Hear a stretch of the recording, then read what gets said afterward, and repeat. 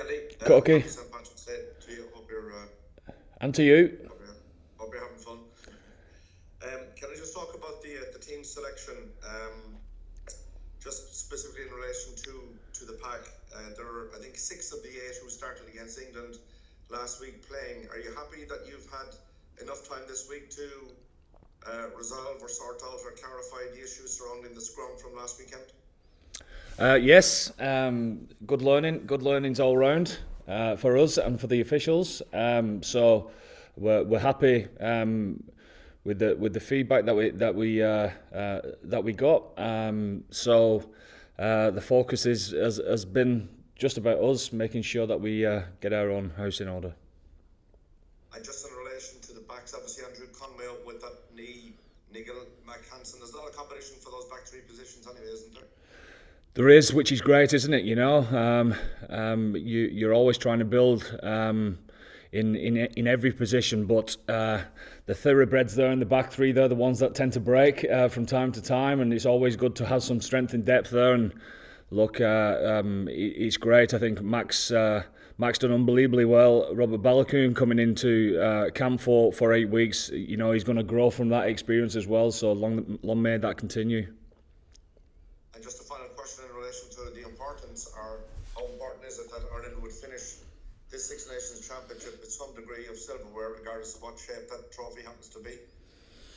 Well, we've put ourselves in a position to do that, which is nice. But as you would expect me to say, it's just about this game, isn't it? About our preparation, and we've got a couple of days left, making sure that we prepare properly to be at our best. We're under no illusions that Scotland are going to be at the best. Nothing to lose.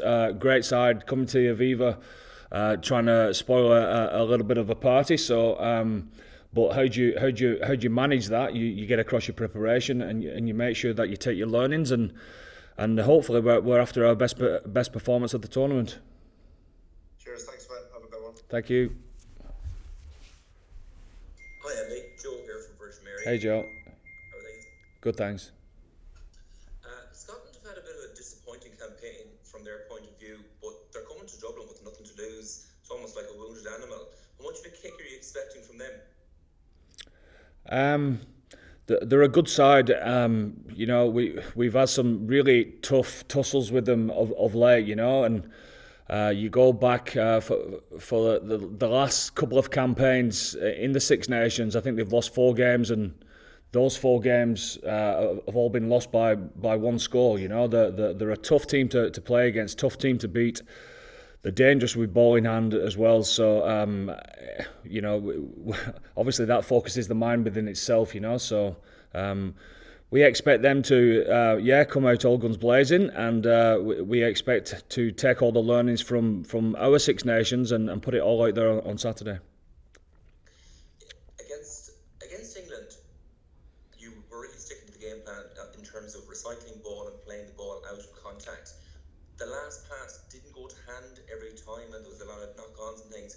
What have you been working on to ensure that the last pass sticks against Scotland so that we can see the coming to fruition of it? Look, nobody makes an error on purpose, do they? You know, and errors are common. How we dealt with them was the impressive part. Look, we you look back on great performances that we've had over the recent past. Some of those passes stick, don't they? And sometimes the opposition have something to do with that, but sometimes, you know, our ambition was good. Some of the decisions were great. Some of the execution wasn't perfect. We watch, we learn, we be honest, and we take our learnings and put it into practice during the week. And like I've always said to you, that a game takes its own shape, you know, and I'm sure that this one will as well. But we'll keep having the endeavour to keep improving our attack. Just finally for me, Matt Hansen's back in the back line. He must be going really well in training, and he must be showing you a lot to justify a starting berth now against Scotland. What's impressing you about it? Well, he's had a starting berth in a few matches, hasn't he? So straight from the off, he's been very impressive. How a guy comes in that hasn't got much international experience at all to be able to learn, hit the ground running, to get how the systems, how we want to play and be himself is tricky. But he's managed it seamlessly. So he's obviously played the first 3 games and had a week to sit out and take a breath, and the pressure's been off, and ensured that he's reflected, and you can see that reflection week has been good for him, because he's been great in training this week. Good luck against Scotland. Thank you. Hi Andy, how are things? How you doing?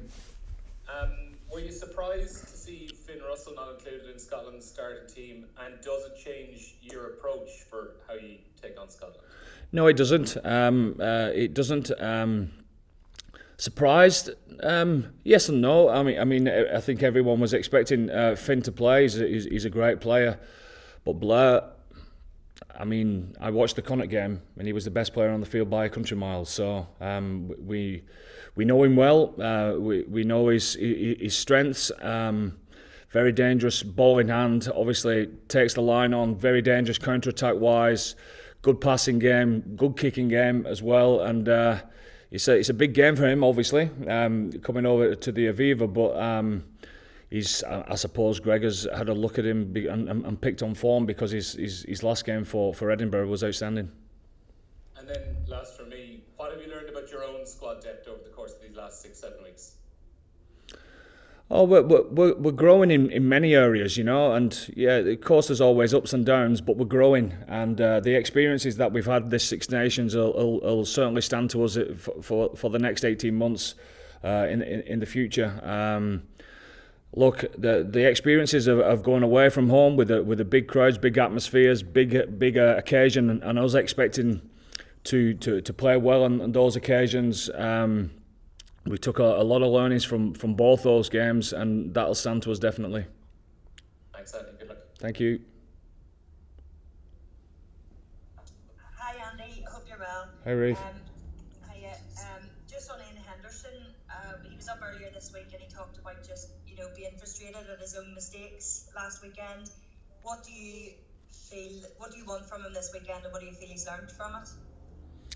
Well, he's learned a lot, because he'd be honest with himself. He'd look at his own game like everyone else does, and be honest first and foremost. And Ian's, he hasn't played much rugby at all, has he, this year?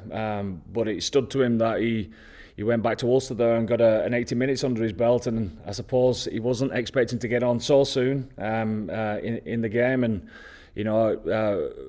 for that reason alone, I thought he did really well to dig in for nearly 80 minutes. But as you say, like a few other players as well, there's work-ons there, and that sharpens the mind for the game ahead. Yeah, just to bring you back to the squad depth part, you mentioned Rob Malacoon, guys like him and Gavin Coombs say Timony would have hoped to be involved, and everyone obviously understands your selection for this weekend. But what's the message to those guys going away now after this week and hoping to be involved in the summer tour? The same as it is every week when they've gone back to play for Ulster, Murray, is that we want to see the learnings, we want to see the improvement, and I think we've all seen that already, I think people coming into camp.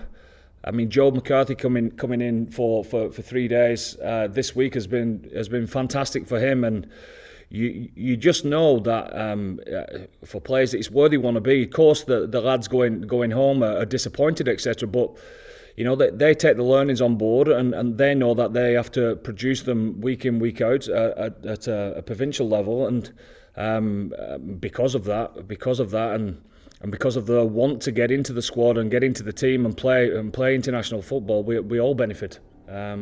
So the message is just the same, they know through the feedback what we think about their game. They're honest with us in their feedback as well. So we expect them to go and produce that week in, week out. I was going to ask you about Joe McCarthy. Obviously, there's lots of other locks around the country. What impressed you about him to bring him in at the age of 20 when he's still, I think, on academy deal? Yeah, he's an impressive young man. He's got big legs for a start. He can. But I've been very impressed. I mean, for a young man, I I always, if young ones are struggling, then obviously we go to them and help them as much as we can. But sometimes I like to just sit back and see how they go about the business, because it's daunting, isn't it, coming into an international camp and trying to be yourself. But Joe, I was very impressed. He was getting around everyone, trying to get up to speed with the players, the calls, how we do things, what he can learn. He was like a sponge, and he had 2 days of that, and we had a big session on Wednesday, and he was outstanding within that session, So that's what you want to see, people taking an opportunity and using it, and using that for the future as well. Great stuff. Go out the weekend. Thank you. Thanks, Murray. Take last couple in this section, guys. Hi, Andy. It's Mark here, BBC Sport. Are you all right? Good, thanks, Mark. Andy, Ruth, I know has touched on Ian Henderson. I could maybe just ask you. He's obviously it's been a bit of a frustrating sort of time for him with injuries and COVID and that. But can you maybe just give us an idea of what a fully fit Ian Henderson brings to your pack and to the team? Well, he's a class, experienced player that has been around and done that for many years for us and for Ulster. He'd have been frustrated, like we talked about earlier, regarding game time this year. 2 solid 80 minutes under his belt now, some things to fix. A great opportunity for him to be at his best this weekend. And does it matter at all the timings of the 2 games on Saturday? Does that come into your head at all? No. There's nothing you can do about it, obviously, but does it matter? No. Never even thought of it. It's just about the game, just about us making sure we start well, making sure that we take each moment at a time, and making sure that we play our game. Cheers. Thank you.